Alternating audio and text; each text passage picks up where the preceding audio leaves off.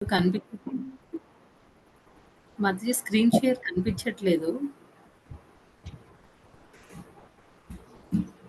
హరే కృష్ణ ఇప్పుడు కనిపిస్తుందా మాతాజీ? ఇప్పుడు కనిపిస్తుంది మాతాజీ. ఓకే. హరే కృష్ణ మాతాజీస్ అండ్ ప్రభుజీస్ అందరికీ తెలుగు గీత కార్యక్రమానికి స్వాగతం అండి. ఈరోజు కార్యక్రమాన్ని ప్రారంభించే ముందు జగన్నాథ్ స్వామి ఆశీస్సులు తీసుకుందాం. జై జగన్నాథ్ బలదేవ్ సుభద్రమయ్యాకి జై, సుదర్శన్ భగవాన్కి జై, వామనదేవ్కి జై, పరశురామ భగవాన్కి జై, పంచతత్వాకి జై, శ్రీల ప్రభుపాద్కి జై, పతిత పవన్ జయపతాక స్వామి గురు మహారాజ్కి జై. ప్రార్థనలు. ఓం అజ్ఞానతిమిరంధస్య జ్ఞానాంజనశలాకయా చక్షురున్మిలితం येन తస్మై శ్రీగురవే నమః. నమో విష్ణుపాదాయ కృష్ణప్రస్థాయ భూతలే శ్రీమతే భక్తివేదాంత స్వామిన్నితి నామినే.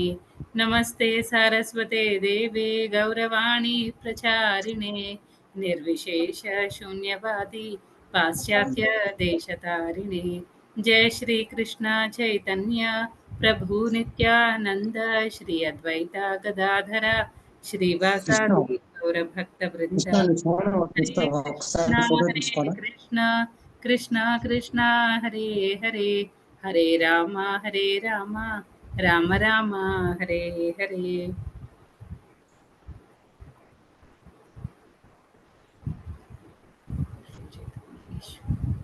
ఈరోజు మనం 10వ అధ్యాయం విభూతి యోగ నుండి 19-20 శ్లోకాలు చూద్దాం. శ్రీ భగవానువాచ హంతతే కథయిష్యామి దివ్యా హ్యాత్మ విభూతయః ప్రాధాన్యతః కురు శ్రేష్ఠ నాస్త్యంతో విస్తరస్య మే. శ్రీకృష్ణ భగవానుడు ఇట్లు పలికెను, సరే నా వైభవోపేతమైన సృష్టి విస్తారములను గూర్చి నీకు తెలియజేసేదను. కానీ ఓ అర్జున, నా విభూతి అనంతమైనందున కేవలము వానిలో ప్రధానమైన వానిని మాత్రమే నీకు తెలుపుదును. 20వ శ్లోకం. నెక్స్ట్. అహమాత్మా గుడాకేశ సర్వభూతాశయస్థితః అహమాదిశ్చ మధ్యం చ భూతానాం అంత ఏవ చ. ఓ అర్జున, నేను సర్వజీవుల హృదయములందు నెలకొని ఉన్నట్టి పరమాత్మను, సర్వజీవులకు ఆదియు మధ్యమును అనంతమును నేనే అయి ఉన్నాను. ఈరోజు మనం ఈ 2 శ్లోకాలు అర్థం తెలుసుకోవడానికి ట్రై చేద్దామండి. నెక్స్ట్ అసలు 10వ అధ్యాయంలో స్టార్టింగ్ నుంచి ఏం చెప్తున్నారు? 10వ అధ్యాయం ఫస్ట్ 7 శ్లోకాల్లో భగవంతుడే అన్నిటికీ సోర్స్, అన్ని ఆయన నుంచే వస్తాయి, భగవంతుడే అన్నిటికీ మూలాధారం అనే విషయాన్ని ఫస్ట్ 7 శ్లోకాల్లో కూడా చెప్పడం జరిగింది. నెక్స్ట్ 8 నుంచి 11 శ్లోకాలు తీసుకుంటే మనం చతుశ్లోకి భగవద్గీత, మొత్తం భగవద్గీత సారం మొత్తం 4 శ్లోకాల్లో ఉంటుందన్నమాట. దాని గురించి నేర్చుకున్నాం. నెక్స్ట్ 12 నుంచి 18 శ్లోకాల వరకు అర్జునుడు అడుగుతున్నాడు అనమాట. అర్జునుడు కృష్ణుడి విభూతుల్ని, కృష్ణుడి ఐశ్వర్యాలని తెలుసుకోవాలని అనుకుంటున్నాడు. దాని గురించి ఎంక్వైరీ చేస్తున్నాడు అనమాట.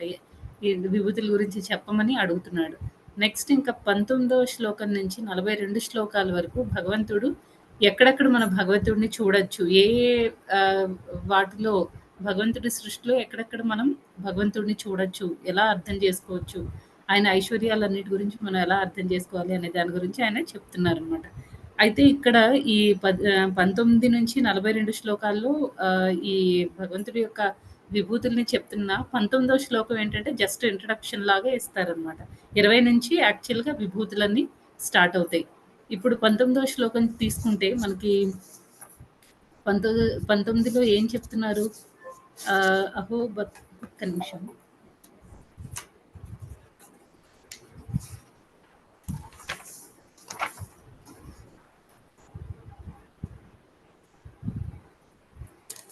భగవంతుడు ఇక్కడ ఏం చెప్తున్నారంటే హంతతే కథయిష్యామి. హంత అంటే యాక్చువల్గా ఇక్కడైతే మనకి సరే అని చెప్పారు, అది ఒక ఎక్స్ప్రెషన్ లాగా అనమాట. ఇప్పుడు ఎవరైనా మనకి నచ్చిన టాపిక్ ఎవరైనా అడిగారు అనుకోండి, ఎవరైనా కృష్ణుడి గురించి ఏమైనా చెప్పాను, లేకపోతే ఇంకా మన పిల్లల గురించి ఏమైనా అడిగినా, లేకపోతే ఇంకా ఏదైనా మనకి నచ్చిన టాపిక్ ఎవరైనా మాట్లాడమని అడిగితే మనం ఏమంటే చాలా హ్యాపీగా ఎస్ ఎస్ నేను చెప్తాను, సరే సరే నేను చెప్తాను అని అంటాం కదా. అలా ఈ హంత అనేది ఒక ఎక్స్ప్రెషన్ అనమాట. అంతతే కథయిష్యామి సరే నేను చెప్తాను విను అని భగవంతుడు చెప్తున్నారు. దివ్యా హి ఆత్మ విభూతయ దివ్యములైన ఆత్మ విభూతయ ఆత్మ అంటే ఇక్కడ పరమాత్మ అని అర్థం. అంటే భగవంతుడి గురించి తన గురించి తాను చెప్తున్నారు అనమాట. అలా నేను నా నా విభూతుల గురించి నేను చెప్తాను విను అని భగవంతుడు చెప్తున్నారు. నెక్స్ట్ ఇంకా ప్రాధాన్యత కురుశ్రేష్ఠ నాస్త్యంతో విస్తరస్యమే ప్రాధాన్యత ఏవైతే అన్నీ చెప్పట్లేదు. ఎందుకంటే భగవంతుడి విభూతులు అనంతం అన్నమాట. అవన్నీ చెప్పడానికి అవ్వదు కాబట్టి ప్రాధాన్యత ఏవైతే ఇంపార్టెంటో ముఖ్యమైనవి ఏమున్నాయో అవి చెప్తాను అని చెప్తున్నారు. ఇంకా ఇక్కడ ఏమంటున్నారు? నాస్తి అంతో అంతం లేదనమాట వాటికి. ఎందుకు ఆయన కంప్లీట్‌గా చెప్పట్లేదు. కొన్ని మాత్రమే ఇంపార్టెంట్‌వి మాత్రమే ఎందుకు చెప్తున్నారు అంటే అన్నిటికి అన్నీ చెప్పడానికి అనంతం ఆయనది. అంతం లేదు. నా అస్తి అంతో అంతం లేదు. విస్తరస్యమే అవి చాలా విస్తారంగా ఉన్నాయన్నమాట. అన్‌లిమిటెడ్‌గా ఉన్నాయి. చాలా ఎక్కువ ఉన్నాయన్నమాట. అందుకనే భగవంతుడు కొన్ని మాత్రం తీసుకొని చెప్తున్నారిక్కడ. అయితే ఇక్కడ ప్రభుపాదుల వారు ఈ శ్లోకాన్ని ఎలా ఎక్స్‌ప్లెయిన్ చేశారు అంటే ఇప్పుడు మనం భాగవతంలో కూడా నేర్చుకున్నాం. భగవంతుడి గ్లోరిఫికేషన్ ఎన్నో కొన్ని వేల సంవత్సరాల నుంచి, కొన్ని లక్షల సంవత్సరాల నుంచి ఆదిశేషుడు గ్లోరిఫై చేస్తున్న భగవంతుడిని ఇంకా ఆయన గ్లోరిఫికేషన్ అదంతా ఆయన మహిమలు కానీ, లేకపోతే ఆయన పాస్ట్ టైమ్స్ కానీ ఇంకా కంప్లీట్ అవ్వలేదనమాట. ఇంకా ఆయన గ్రేట్‌నెస్ ఆయనకి విభూతులు అవన్నీ కంప్లీట్ అవ్వలేదనమాట. ఇంకా ఆయన భగవంతుడిలో తీసుకుంటే ప్రతి యాస్పెక్ట్ కూడా కృష్ణుడికి సంబంధించిన ప్రతీది కూడా అన్‌లిమిటెడ్ అనమాట. అనంతం. దానికి అంతం అనేది ఉండదనమాట. ఇప్పుడు భగవంతుడు అందం తీసుకుంటే ఆయన చాలా చాలా అందంగా ఉంటాడు. ఆయన ఎంత అందంగా ఉంటాడు అలా అని మనం చెప్పలేం. కాకపోతే ఏంటంటే భగవద్గీతలో కొన్నిసార్లు భగవంతుడి ఫేస్ లేకపోతే భగవంతుడి పాదపద్మములు ఇలాగా కలువ పువ్వుతో మనకి జనరల్‌గా కంపేర్ చేస్తూ ఉంటారు. ఎందుకంటే ఈ భౌతిక ప్రపంచంలో అది బెస్ట్ అనమాట. అలా మనకి ఏదైనా మనం ఇప్పుడు ఆధ్యాత్మిక లోకంలో ఉండే ఏదైనా ఫ్లవర్‌తో కానీ దేనితోనైనా కంపేర్ చేస్తే మనం అర్థం చేసుకోలేం. ప్రతీదీ కూడా ఏంటంటే మనం ఇక్కడ చూస్తున్న దాంతో కంపేర్ చేసుకుంటేనే మనం పోల్చి చెప్తేనే మనం అర్థం చేసుకోగలం కాబట్టి అలా చెప్తున్నారు. కాకపోతే అంతకంటే అందంగా ఉంటుందనమాట. భగవంతుడి ఐశ్వర్యం తీసుకుంటే అది కూడా అంతే అనంతం. భగవంతుడి విభూతులు తీసుకుంటే అవి కూడా అనంతం అనమాట. అవి ఎవరు గ్లోరిఫై చేయలేరు. అది ఎంతైనా సరే అది కంప్లీట్ అవ్వదు. ఎంత అని చెప్పడానికి ఉండదనమాట. అయితే ఇక్కడ ఇంకా ఏం చెప్తున్నారంటే భగవంతుడికి సంబంధించినవన్నీ కూడా అనంతము. అయితే ఇక్కడ మరి భక్తులనేవాళ్ళు ఎందుకు ఈ విభూతులన్నీ వినాలనుకుంటున్నారు? ఎందుకు అర్జునుడు వినాలనుకుంటున్నాడు అంటే, మన పొజిషన్ ఏంటి? భగవంతుడి పొజిషన్ ఏంటి అనేది తెలుస్తుంది. మనకి ఉన్న చాలా ఇప్పుడు కొంతమంది భౌతిక ప్రపంచంలో కూడా చాలామంది అందంగా ఉంటారు. లేకపోతే మనం వాళ్ళని చూసి అట్రాక్ట్ అవుతాం. వీళ్ళు చాలా బాగున్నారు. ఈ అమ్మాయి చాలా బాగుంది అని. లేకపోతే కొంతమందికి బాగా తెలివితేటలుంటాయి. బాగా నాలెడ్జబుల్‌గా ఉంటారనమాట. ఏ విషయం గురించి అడిగినా వాళ్ళు కంప్లీట్‌గా అన్నీ అంత మంచి నాలెడ్జ్ ఉంటుంది. అలాంటి వాళ్ళ నాలెడ్జ్‌ని చూసి మనం చాలా అట్రాక్ట్ అవుతాము. లేకపోతే కొంతమంది చాలా మంచిగా ఉంటారనమాట. అలాంటి వాళ్ళని చూసి మనం అట్రాక్ట్ అవుతాం. కానీ ఏంటంటే మనలో ఉండే ఆ పాజిటివ్ క్వాలిటీస్ అన్నిటికి కూడా భగవంతుడే సోర్స్ అనమాట. ఆయన నుంచే మనకి మంచి కానీ అన్ని క్వాలిటీస్ కూడా మనం ఇంతకుముందు చూసాం. అన్ని క్వాలిటీస్ కూడా ఆయన నుంచే వస్తున్నాయి. తర్వాత మనలో ఉండే ఏ క్వాలిటీ అయితే ఉందో మనం కూడా భగవంతుడి అంశలం అయినప్పటికీ కూడా క్వాలిటీ వైస్ చూసుకుంటే సేమ్ అయినా క్వాంటిటీ వైస్ ఆయనలో అన్నీ అన్‌లిమిటెడ్‌గా ఉంటాయి. మనలో అంతా లిమిటెడ్‌గా ఉంటుందనమాట. ఈ విషయాన్ని మనం అర్థం చేసుకోవాలి. ఎప్పుడైతే భగవంతుడి విభూతులు మనం వింటూ ఉంటామో అప్పుడు మనం రిలేట్ చేసుకోగలుగుతాం ఆయన గొప్పతనం. ఇప్పుడు వాటర్‌లో టేస్ట్ నేను అలా చెప్పినప్పుడు, ఆ విషయాన్ని మనం గ్రహించినప్పుడు మనం ఆ పాయింట్ మనకి మైండ్‌లోకి వస్తుందనమాట. థియరిటికల్‌గా విని తర్వాత ప్రాక్టికల్‌గా మనం చూడగలుగుతాం. తర్వాత భగవంతుడు ఎవరైనా బాగా గొప్పవాళ్ళు అంటే ఆటోమేటిక్‌గా మనం అట్రాక్ట్ అవుతాం కాబట్టి, భగవంతుడి మన పొజిషన్ ఏంటో మనకు అర్థమయ్యి, తర్వాత భగవంతుడి పొజిషన్ గురించి మనం తెలుసుకోవడం వల్ల, ఆయన గొప్పతనం మనం తెలుసుకోవడం వల్ల, ఆయన పట్ల మనం ఆకర్షితులం అవుతాం అనమాట. అందుకని ఆయనకి సంబంధించిన అవన్నీ విభూతులు అవన్నీ వినాలనమాట. నెక్స్ట్ ఇంకా చాలామంది ఏంటంటే ఇప్పుడు ఆహ్, ఇంకా ఇవన్నీ వినడం వల్ల ఏమవుతుందంటే మనకి భగవంతుడి మీద ఉన్న నమ్మకం పెరుగుతుందనమాట. అయితే ఇక్కడ భగవంతుడు ఏం చెప్తున్నారు? కృష్ణుడు ఏం చెప్తున్నారండి ఈ శ్లోకంలో? అనంతం, అంతం లేదు నా నా విభూతులకి. అందుకే కొన్ని మాత్రమే చెప్తున్నాను అని అంటున్నారు. ఇప్పుడు ఎవరైనా మన మన దగ్గరికి ఎవరైనా వచ్చి ఎవరినైనా మనం ఇంటికి ఇన్వైట్ చేసాము. గెస్ట్‌లు ఎవరైనా వచ్చారు. సరే మీ గురించి మీరు గెస్ట్ కాదు మనకి చాలా తక్కువ పరిచయం ఉన్నవాళ్ళనమాట. అలాంటి వాళ్ళని ఎవరైనా మనం ఇన్వైట్ చేసామనుకోండి, చేయగానే మీరు గురించి మీరు చెప్పండి అనంటే నాకు నేను చాలా గొప్పదాన్ని. కానీ నేను ఇప్పుడు నా గొప్పలని నేను మొత్తం అన్నీ క్లియర్‌గా చెప్పలేను. కొన్ని కొన్ని 1, 2 మాత్రం నేను మీకు చెప్తాను వినండి అని అంటే మనకెలా ఉంటుంది? ఏంటసలు ఇలా మాట్లాడుకుంటూ సెల్ఫ్ డబ్బా కొట్టుకుంటుంది అని అనుకుంటాం కదా! అది అలా కాదనమాట. ఇక్కడ భగవంతుడి గురించి భగవంతుడు చెప్తున్నారు. ఆహ్, ఎందుకు అంటే మనకి ఆయన ఇంపార్టెన్స్ ఏంటి? మనందరం కూడా బద్ధజీవులు అనమాట. ఇక్కడికొచ్చి మనం సఫర్ అవుతున్నాము. ఎప్పుడైతే మనం భగవంతుడి గురించి తెలుసుకొని ఆయన పట్ల అట్రాక్ట్ అవుతామో ఏమవుతుందంటే మన సఫరింగ్స్ అనే వాటికి ఒక ఎండింగ్ వస్తుందనమాట. మన ప్యూరిఫికేషన్ కోసం భగవంతుడు ఆయన గురించి ఆయన చెప్తున్నారు. మనకి తెలియదు కాబట్టి. సపోజ్ ఒక డాక్టర్ దగ్గరికి ఎవరైనా ఒక పేషెంట్ ఎళ్లారనుకోండి. ఆ పేషెంట్ ఎళ్ళినప్పుడు పేషెంట్‌కి మొత్తం టెస్ట్‌లన్నీ చేసి డాక్టర్ ఏమో ఏదో ఈ ఆపరేషన్ చేయాలి, లేకపోతే నువ్వు చచ్చిపోతావు అని చెప్పారనుకోండి. వెంటనే ఆ పేషెంట్‌కి ఏమవుతుంది? భయమేస్తుందనమాట. అయ్యో! ఇదేంటి డాక్టర్ ఇలా చెప్తున్నారు. ఈయన చెప్పింది నిజమా? కాదా? నమ్మలేరనమాట. నమ్మక ఏం చేస్తారు? వేరే డాక్టర్ దగ్గరికి కూడా వెళ్ళాలి అని అనుకుంటారు. సెకండ్ ఒపీనియన్ తీసుకోవాలి అని అనుకుంటారు. అప్పుడు డాక్టర్ ఏం చేస్తారు? అవసరం లేదు. మీరు ఎక్కడికెళ్ళినా సరే ఇదే చెప్తారు. ఎందుకంటే వాళ్ళు కూడా నా దగ్గర నేర్చుకున్న వాళ్ళే. ఒకప్పుడు మీరెవరి దగ్గరికైతే వెళ్ళాలనుకుంటున్నారో వాళ్ళు నా అసిస్టెంట్ అని చెప్తారు. ఎందుకు అక్కడ డాక్టర్ ఉద్దేశ్యం తన గురించి తను గొప్పలు చెప్పుకోవడం కాదు. ఏదైనా చేసి ఏదో ఒక రకంగా ఆ పేషెంట్‌ని బతికించాలి అనే ఒక తాపత్రయం అంతే. అలాగే భగవంతుడు కూడా అంతే అన్నమాట. ఆయన విభూతుల్ని ఆయన మనకి చెప్పి ఏదో ఒక రకంగా మనల్ని ఈ ఈ భౌతిక ప్రపంచం నుంచి బయటికి లాగాలి. లేకపోతే మనం ఇలా ఈ సఫరింగ్స్‌లో, ఈ బాధల్లో, ఈ దుఃఖాల్లో ఉండిపోయి కొట్టుకుంటున్నాము అని ఆయన చెప్తున్నారు అంతే. తర్వాత కొన్ని మాత్రమే ఎందుకు చెప్తున్నారు? ప్రాధాన్యత అనే వర్డ్‌ని ఇక్కడ యూజ్ చేశారనమాట. అన్నీ చెప్పట్లేదు. నేను కొన్ని ముఖ్యమైన వాటినే చెప్తున్నాను అనంటే, ఇప్పుడు సపోజ్ మనకి ఎవరైనా ఇప్పుడు ఒక్కొక్కసారి మనం చాలా ఎక్కువ ప్రసాదం ఆహ్, ఆహ్, ప్రిపేర్ చేశామనుకోండి. ప్రిపేర్ చేసి ఎవరి ముందైనా పెట్టి ఇది ప్రసాదము చాలా మంచిది.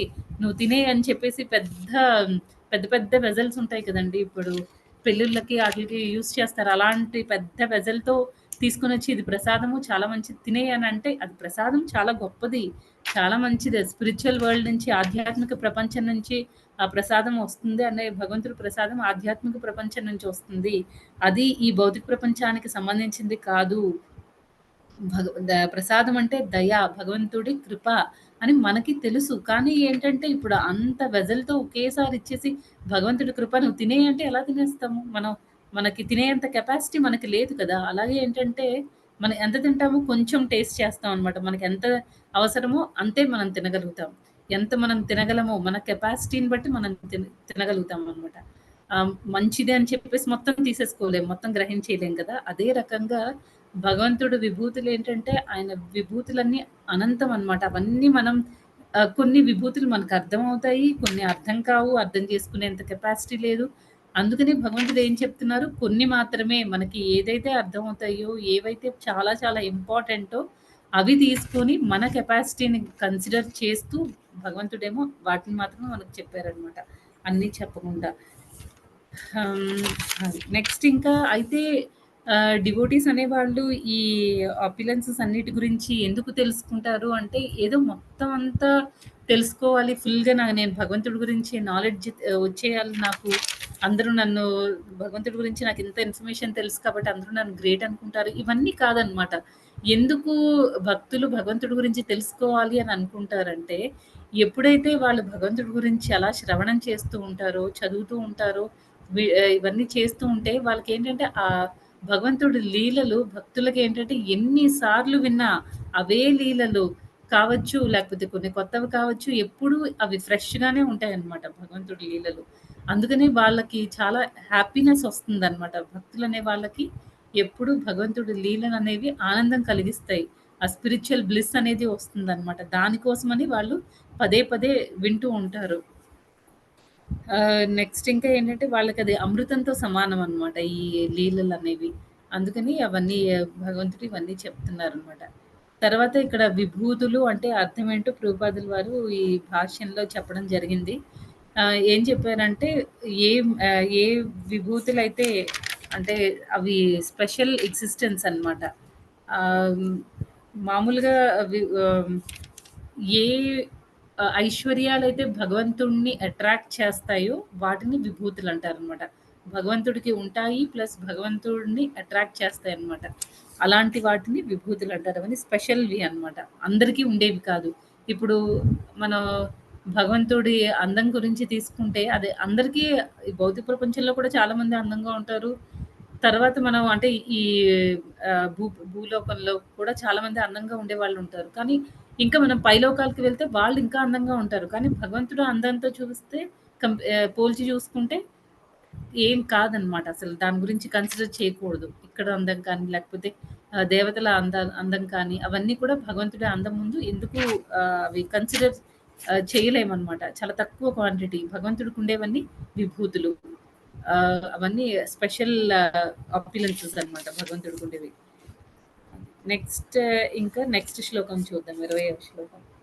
అహమాత్మా గుడాకేశ సర్వభూతాశయస్థితః అహమాదిశ్చ మధ్యం చ భూతానాం అంత ఏవ చ. ఓ అర్జున, నేను సర్వ జీవ హృదయములందు వసించి ఉన్నట్టి పరమాత్మను. అందరి హృదయాలు అహం ఆత్మ గుడాకేశ. ఇక్కడ ఏం చెప్తున్నారండి? గుడాకేశ అనే వర్డ్ గురించి ఒకసారి మనం మాట్లాడుకుందాం. గుడాకేశ అంటే ఒక మీనింగ్ మనకు తెలుసు. అర్జునుడిని ఇక్కడ భగవంతుడు గుడాకేశ అంటున్నారు. ఎవరైతే నిద్రని జయిస్తారో అంధకారం నిద్రని ఎప్పుడూ అంధకారంతో కంపేర్ చేస్తారనమాట. డార్క్‌నెస్‌తో.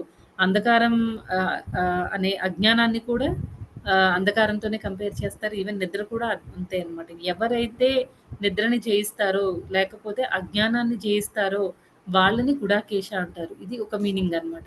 ఇంకొక మీనింగ్ ఏంటి అంటే గుడ అంటే స్వీట్, జాగరీ అనమాట. బెల్లం. అయితే అంటే ఇక్కడ బ్రహ్మదేవుడిని అంటారు. తర్వాత ఈశ అంటే శివుడు. ఏది అన్నిటికంటే తియ్యగా ఉంటుందంటే భగవంతుడి అంటే ఇప్పుడు భౌతిక ప్రపంచంలో దొరికే ఆహ్, ఇక్కడ మనకి భౌతిక ప్రపంచంలో బెల్లం బాగా తియ్యగా ఉంటుంది. అలాగే ఏంటంటే భగవంతుడి భగవంతుడి లీలలనేవి చాలా చాలా తియ్యగా ఉంటాయంట. ఎంత తియ్యగా ఉంటాయంటే అవి ఆహ్, ఈవెన్ బ్రహ్మదేవుడిని, తర్వాత శివుడిని కూడా మెప్పించే అంత స్వీట్‌గా ఉంటాయంట భగవంతుడి భగవంతుడి లీలలు. ఎవరు అంత స్వీట్‌గా వాళ్ళని కూడా అంటే దేవతల్ని కూడా మెప్పించే అంత బాగా ఆ పాస్‌టైమ్స్‌ని ఎవరంటే డిస్క్రైబ్ చేయగలరు? ఎవరిలో అయితే భక్తి ఉందో అలాంటి వాళ్ళు ఆ పాస్‌టైమ్స్‌ని భగవంతుడి లీలల్ని అంత బాగా డిస్క్రైబ్ చేయగలుగుతారనమాట. ఇక్కడ గుడాకేశ అంటే అర్జునుడిని అంటున్నారు గదా! అర్జునుడు పరమ భక్తుడనమాట. ఆయన వాళ్ళని కూడా ప్లీజ్ చేసే విధంగా, వాళ్ళని సంతోషపెట్టే అంత విధంగా భగవంతుడి స్వీట్ పాస్‌టైమ్స్‌ని మధురంగా ఉండే భగవంతుడి లీలల్ని ఎక్స్‌ప్లెయిన్ చేయగలుగుతారనమాట. అది ఇక్కడ గుడాకేశ అనే దానికి మీనింగ్. ఇక్కడ భగవంతుడు ఏమంటున్నారు? సర్వభూతాశయ స్థితః. అన్ని జీవులలో కూడా అహం ఆత్మ, నేనే పరమాత్మని అని చెప్తున్నారనమాట. నెక్స్ట్ అహం ఆదిశ్చ మధ్యం చ భూతానాం అంత ఏవ చ. ఇక్కడ అహం ఆది అంటున్నారు.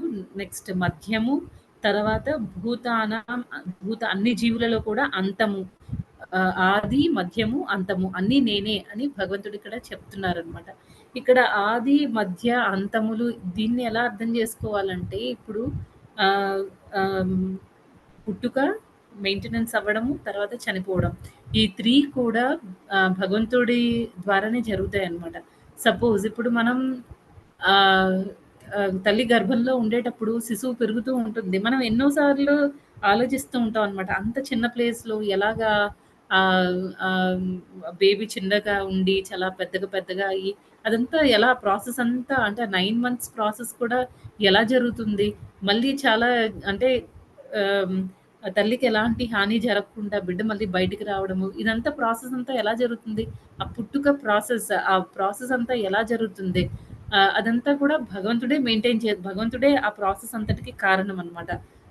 మనకి ఫస్ట్ చిన్న బేబీ ఎంటర్ అవ్వడము అంటే బేబీ గ్రో అయ్యే ప్రాసెస్ కానీ అదంతా కూడా భగవంతుడి వల్ల జరుగుతుందనమాట. ఆయన హ్యాండ్ లేకపోతే కొంతమందిలో ఒక్కొక్కసారి ఆ బేబీ గ్రోత్ జరగదు. ఎందుకు? భగవంతుడు ఆ బర్త్‌ని శాంక్షన్ చేయలేదనమాట. ఆ జన్మని ఆయన శాంక్షన్ చేయలేదు.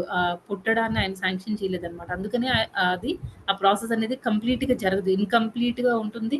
థర్డ్ మంత్‌లో, ఫోర్త్ మంత్‌లో అబార్షన్‌లు జరగడం అలాంటివన్నీ అవుతాయన్నమాట. అంటే పుట్టుక ఆది అనేదానికి భగవంతుడి హ్యాండ్ ఉంది. తర్వాత ఏంటి మధ్యము.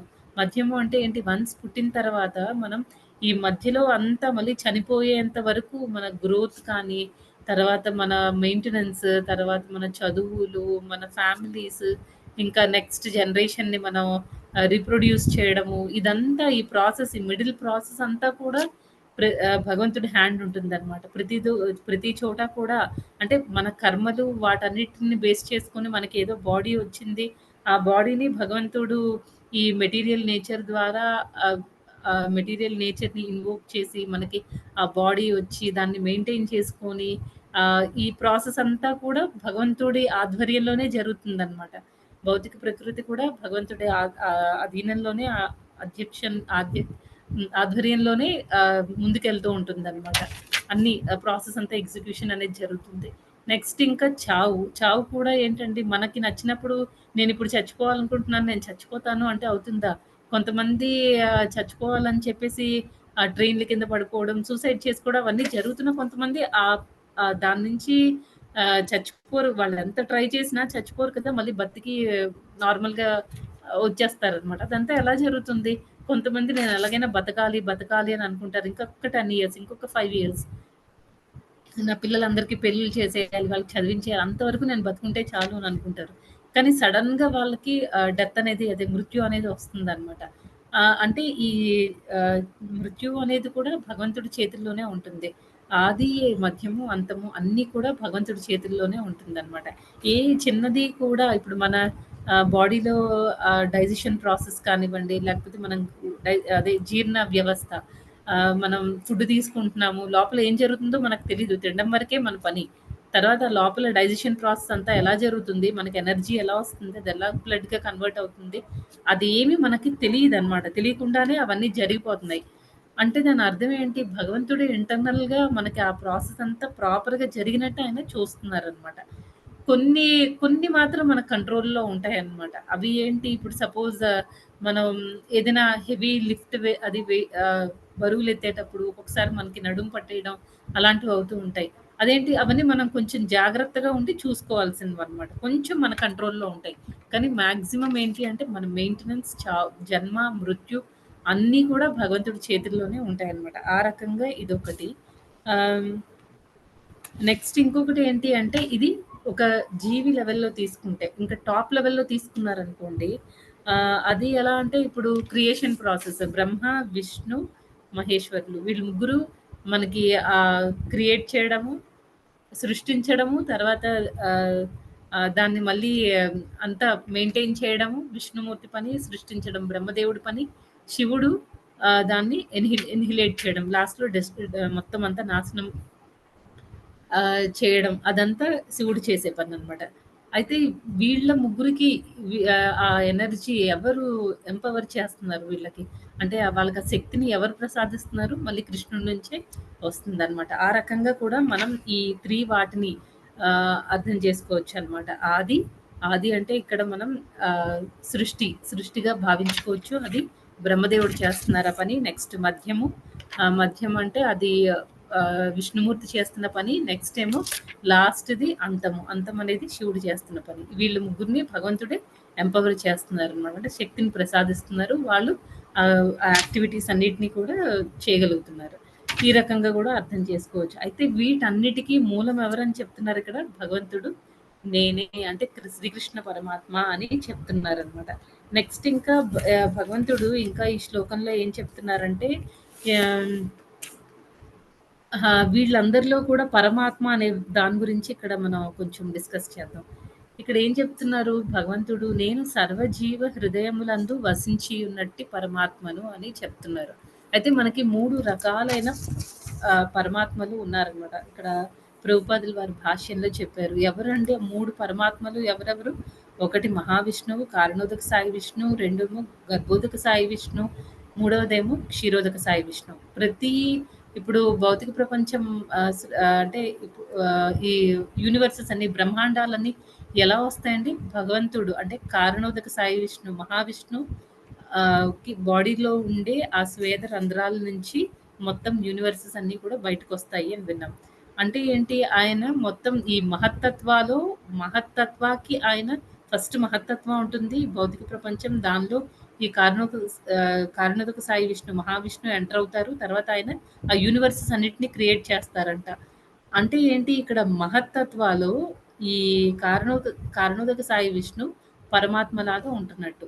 నెక్స్ట్ ఆయన ఏమవుతాయి? బ్రహ్మాండాలన్నీ క్రియేట్ అవుతాయి. తర్వాత ఈ మహావిష్ణువు ఎక్స్పాండ్ అయ్యి గర్భోదక సాయి విష్ణువు లాగా ఎక్స్పాండ్ అయ్యి ఒక్కొక్క బ్రహ్మాండంలోకి వెళ్తారనమాట. ఒక్కొక్క బ్రహ్మాండంలోకి వెళ్ళిన తర్వాత అంటే ఈ ఒక్కొక్క బ్రహ్మాండంలో ఈ గర్భోదక సాయి విష్ణు అనే వాళ్ళు పరమాత్మలాగా ఉంటున్నారు. వన్స్ గర్భోదక సాయి విష్ణు ఎంటర్ అయిన తర్వాత ఆయన నాభి నుంచి లోటస్ ఫ్లవర్ వస్తుంది. ఆ స్టెమ్ వచ్చి దాని నుంచి పైన ఫ్లవర్ వస్తుంది.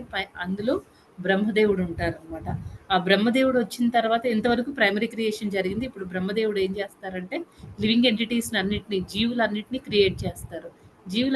అన్ని క్రియేట్ అయిపోయిన తర్వాత సృష్టింపబడిన తర్వాత భగవంతుడు మళ్ళీ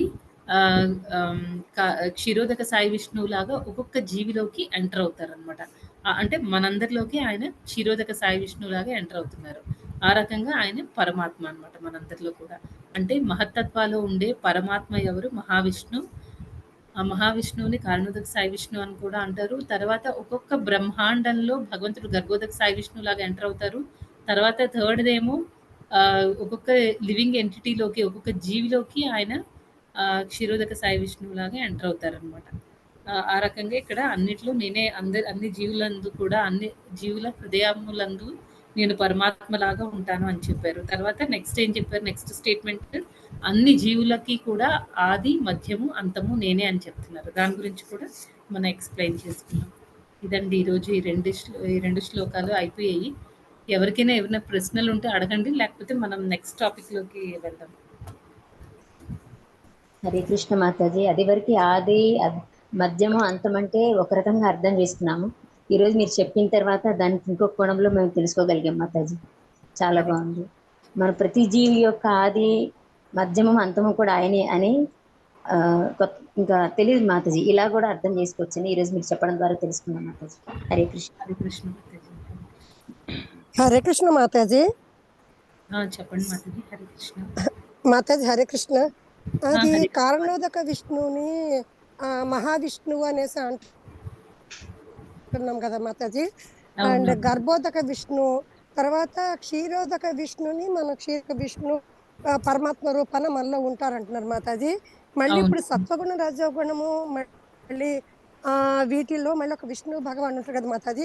ఆయనకు ఏ విష్ణు అంటారు మాతాజీ? మొన్న మేము సత్సంగంలో ఈ టాపిక్ వచ్చింది. ఇక్కడ విష్ణు అంటారు, అక్కడ విష్ణు అంటారు అని అన్నారు. అది నాకు చెప్పడం చేత కాలేదు మాతాజీ. ఎలా చెప్పాలి మాతాజీ?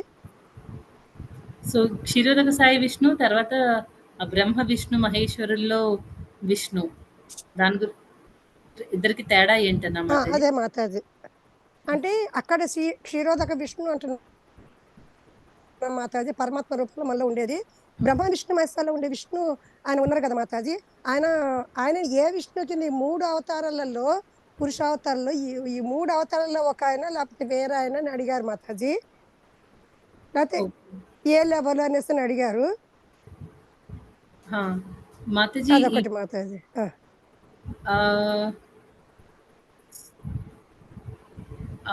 ఎలా చెప్పాలి? ఇప్పుడు అంటే కృష్ణుడు ఎంపవర్ చేస్తే ఆయన విష్ణుమూర్తి అనేవాళ్ళు మాతాజీ. అంటే ఆప్యులెన్సెస్ పరంగా విభూతుల పరంగా చూసుకుంటే సేమే మాతాజీ. ఆహా. తేడా ఏముండదు. కాకపోతే ఏంటంటే ఇక్కడ ఇద్దరు చేసే యాక్టివిటీస్ డిఫరెంట్‌గా ఉంటాయన్నమాట. ఆహ్, ఆ, ఆ, ఆ, ఇప్పుడు మనలో ఉండే పరమాత్మ అనుకోండి, మనం చేసే ఆ. ప్రతి కర్మని ఆయన అబ్జర్వ్ చేస్తూ ఉంటారు.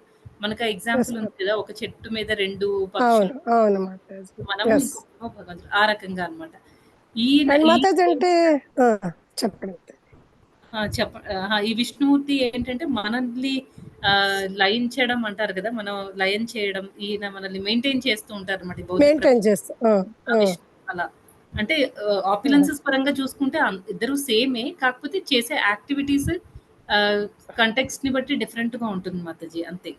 అంటే క్షీరోదక విష్ణు లెవలేను, కాకపోతే అక్కడ ఇద్దరు చేసేది వేరు వేరు పనులు అనేసని చెప్పుకోవచ్చు కదా మాతాజీ. అంతే. అంతే మాతాజీ. గర్భోదక విష్ణు అయితే కాదు కదా మాతాజీ, ఆయన మొత్తం కాదు కాదు విశ్వాన్ని మాతాజీ. మొత్తము చేస్తుంటారు కదా మాతాజీ.